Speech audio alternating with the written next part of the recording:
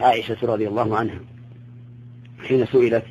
كيف كانت صلاة النبي صلى الله عليه وآله وسلم في رمضان، فقالت كان لا يزيد في رمضان ولا غيره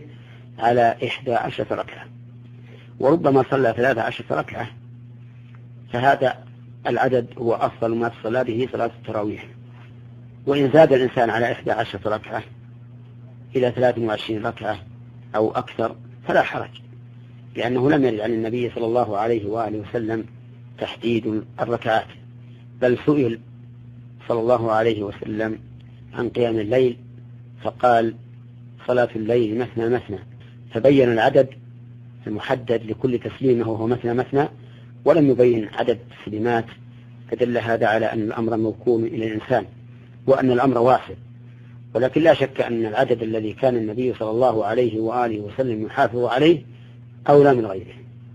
والعلماء مختلفون حسب اجتهاداتهم، فمنهم من يرى أنها 13 أو 11، ومنهم من يرى أنها 23 كما صلاها أبي بن كعب لأصحاب رسول الله صلى الله عليه وسلم في عام عمر في مسجد النبي صلى الله عليه وسلم، ومنهم من يرى أنها 36 إلى غير ذلك من الأقوال، والأمر في هذا واسع. وكما قال شيخ الإسلام ابن تيمية أن الأمر يختلف باختلاف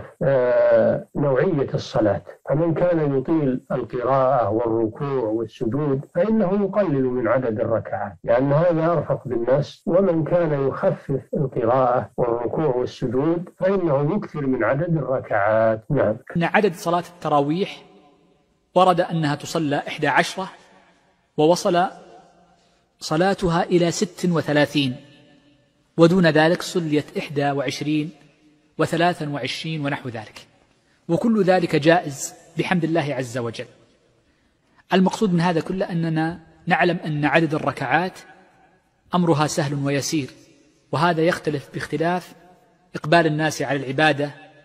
أو انشغالهم عنها، ويختلف أيضا باعتبار طول القراءة وقصرها، فإن المرء إذا أطال القراءة قلل الركعات، وإذا قصر القراءة أكثر وأزاد في الركعات. ولا يصح لأحد أن ينكر على من زاد على عدد معين من الركعات، بل إن الإمام مالك وهو إمام دار الهجرة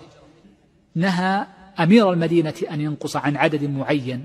فدل ذلك على أنه نظر إلى الأصلح وأن كل ذلك جاء.